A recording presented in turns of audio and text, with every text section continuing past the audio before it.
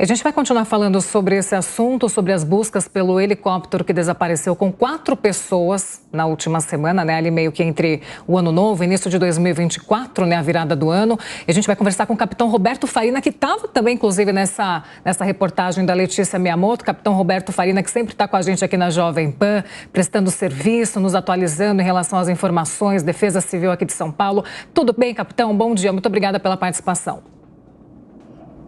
Bom dia, Paula Nobre. Bom dia, Abral. Prazer estar com vocês novamente. Prazer é todo nosso sempre. Capitão, vamos lá, né? Eu queria que o senhor explicasse um pouco para a gente, para quem está nos assistindo, fizesse uma recapitulação do que aconteceu, né? Do que a gente tem de provas do que aconteceu em relação a esse caso. O avião desceu, subiu de novo, viu que o tempo estava feio, quis continuar. Qual que foi a informação? Quais são as informações que nós temos em relação a esse caso?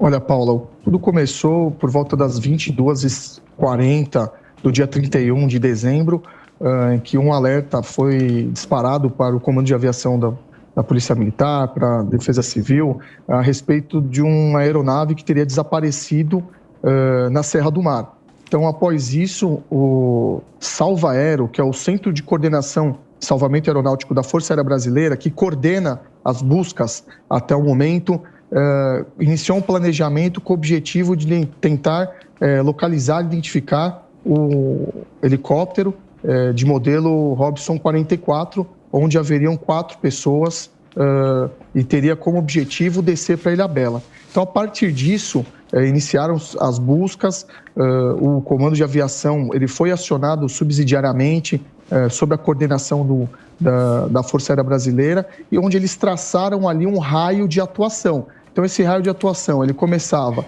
entre Ilhabela, São Sebastião, Ubatuba, Caraguatatuba, Salesópolis, então pegava um raio muito grande. Então, diversas hipóteses começaram a ser construídas através de informações que chegavam via testemunhos de pessoas, via o 90, até que, por exemplo, em um dos dias, se eu não me engano, agora no terceiro dia, para o quarto dia, um corpo foi localizado perto de uma cidade chamada Natividade da Serra, que seria ali a região próxima da onde teria sido avistado pela última vez. Então, esse corpo não foi confirmado, não tem nenhuma relação com o helicóptero, porém, isso fez com que as buscas continuassem como estão até o momento.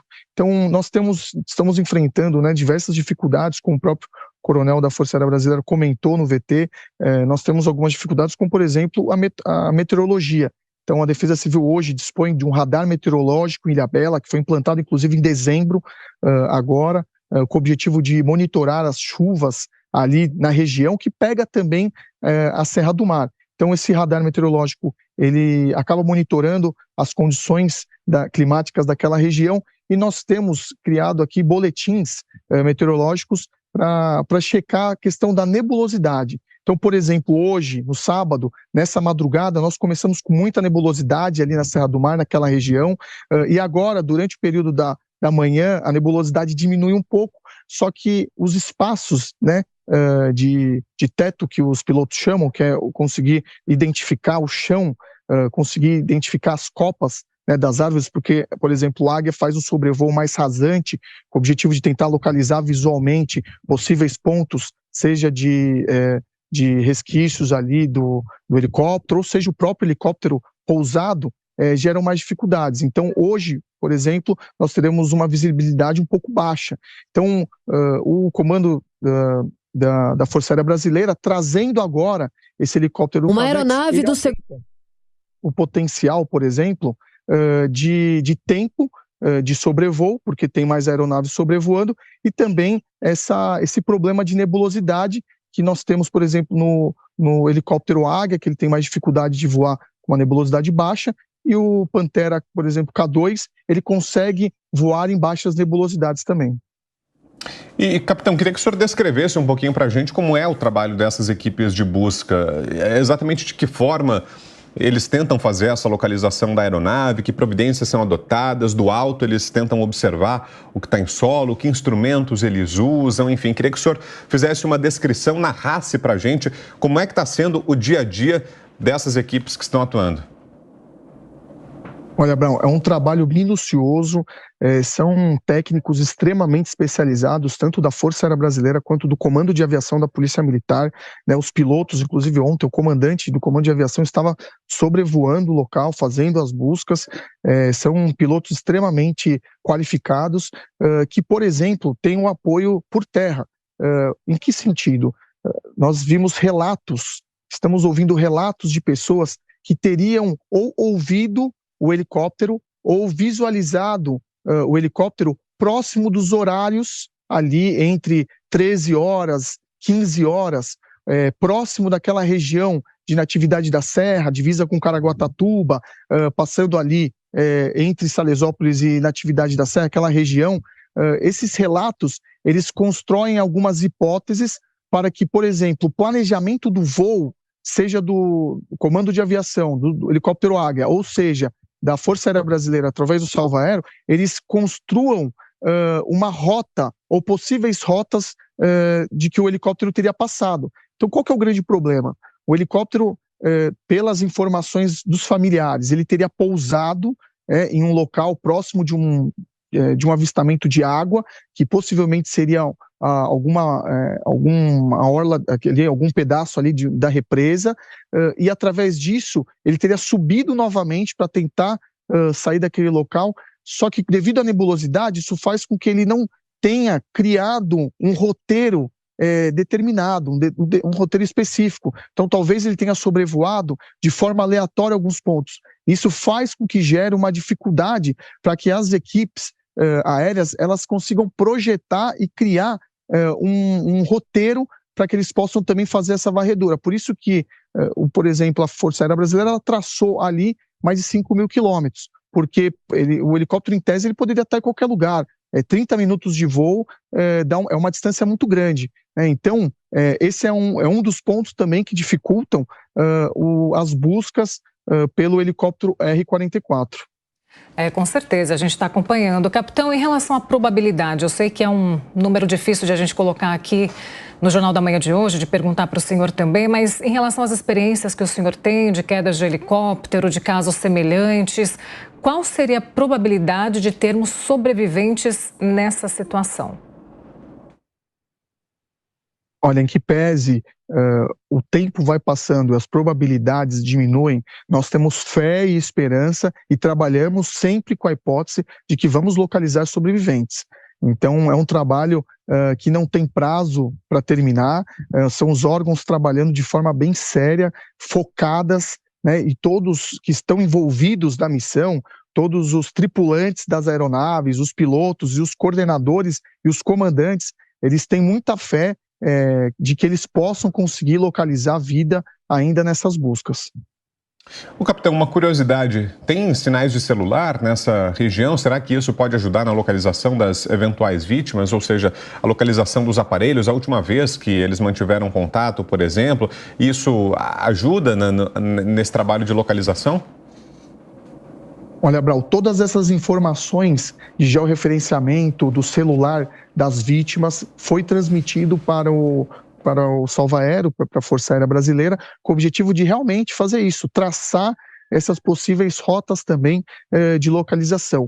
Repetindo, né, a dificuldade de localizar essa aeronave, que era de porte pequeno, e também a cor dela, cinza, dificulta entre as árvores localizar, é um fator também que acaba prejudicando muito ou dificultando esse resquício, esse rescaldo, né, esse sobrevoo que acontece nessas regiões também, viu, Brown?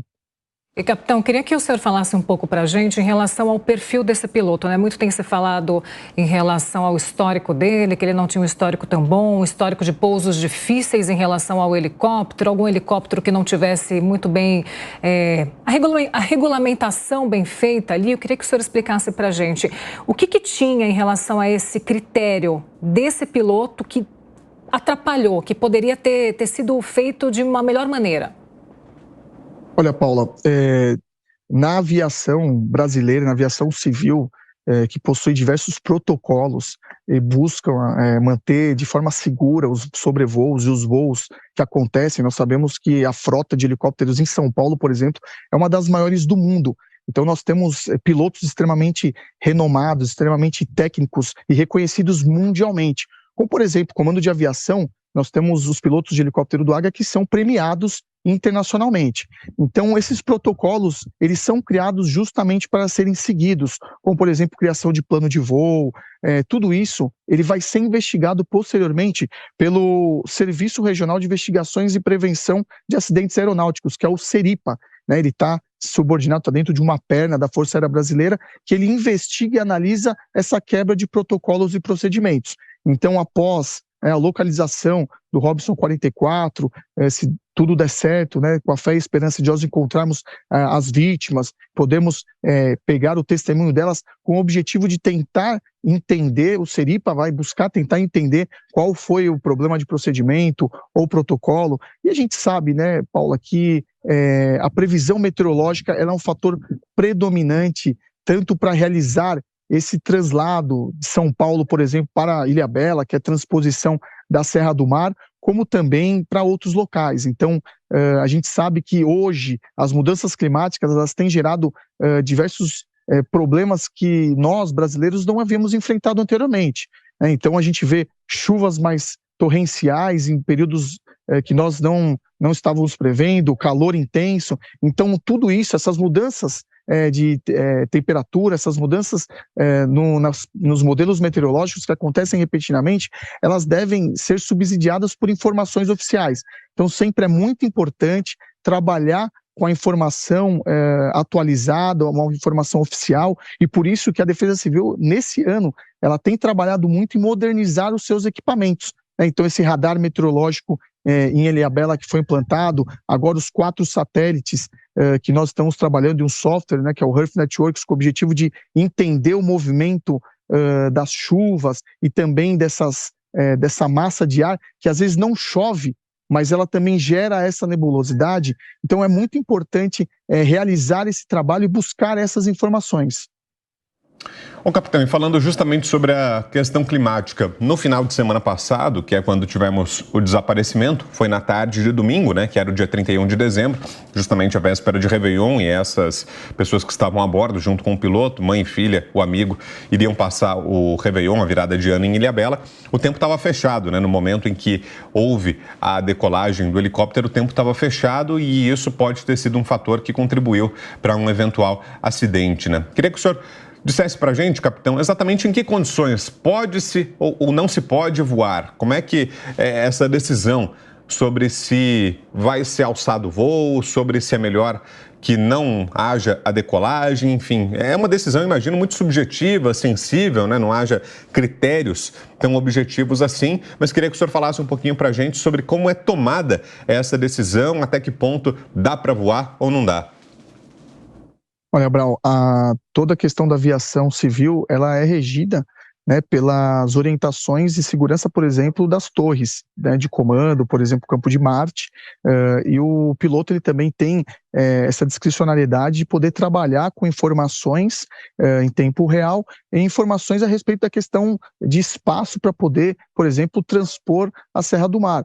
É lógico que sempre com plano de voo. Então, é muito importante que, por exemplo, as pessoas que utilizam helicópteros, que é uma minoria, né, no caso em São Paulo, mas existe uma frota muito grande disso, que ela sempre busca informações meteorológicas. E a gente sabe que às vezes existem compromissos, igual essas pessoas talvez teriam um compromisso lá em Ilhabela, mas que se as condições meteorológicas elas forem desfavoráveis, é importante trabalhar com a percepção de risco, evitar se expor ao risco. Então, com isso, fazendo um gancho já nessa informação, nós trabalhamos até uma mudança na Operação Chuvas de Verão, que é a nossa antiga Operação Chuvas de Verão, que se transforma na campanha São Paulo Sempre Alerta. Então, com essa mudança climática, com essas mudanças que estão acontecendo, né, na realidade brasileira, agora nós temos que mudar a nossa percepção de risco. O objetivo agora é fazer com que as pessoas não se exponham ao risco. E o brasileiro ele não tinha muito esse hábito, porque a gente sabia que os fenômenos da natureza, aqui do tempo, no Brasil, eram pequenos, eram poucos, e agora, na verdade, se torna uma realidade aqui no Brasil. Então, é importante que essa percepção de risco ela seja construída nas pessoas. E a campanha São Paulo Sempre Alerta, da Defesa Civil do Estado, junto com o Governo do Estado, Estado, ela busca trabalhar essa percepção de risco. Então, é um trabalho que está sendo realizado agora em todos os municípios, por exemplo, do estado de São Paulo, e durante todo o ano. Então, não é mais uma campanha só para o verão. Agora é uma campanha que se estende para todo o ano, justamente para trabalhar essa questão que você perguntou. Pode voar, não pode voar? Isso é percepção de risco. Então, nós orientamos sempre que é o quê? Não se exponha ao risco para que você não comprometa a integridade física e a sua vida também. Com certeza, e observar um serviço meteorológico é uma obrigação. Tem que ser uma obrigação não somente dos passageiros, das pessoas que vão voar ali, pegar um helicóptero e para qualquer região do Brasil ou do mundo, mas também do piloto, da companhia aérea. A gente sempre reforça bastante isso aqui na Jovem Pan. Capitão, muito obrigada mais uma vez pela participação aqui na Jovem Pan. Falando aqui de apresentadora, mas de uma parceira sua também. Utilizo muito as informações de vocês, utilizo muitos dados de vocês. Gosto muito do trabalho da Defesa Civil aqui de São Paulo em relação a meteorologia aqui da Jovem Pan que eu trabalho. Muito obrigada sempre. Até a próxima. Obrigado, Paulo. Obrigado, Brau. Estamos à disposição. Bom trabalho. Obrigado, capitão.